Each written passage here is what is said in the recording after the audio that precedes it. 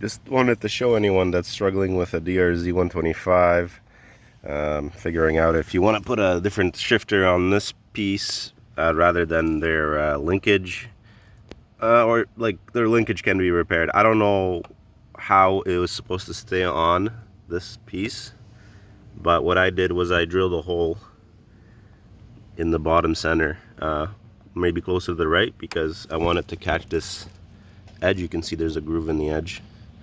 There's a groove in this peg. So I drilled it with a 1/8 inch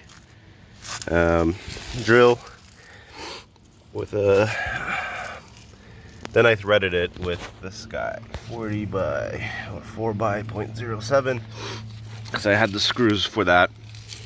You can also probably use a self-tapping screw. The metal was not that hard. And yeah, so I'm gonna put thread lock, blue thread lock, because I might want to remove that for maintenance at some point. So that's it. Let me just see how that all fits together. All right, well, that's done.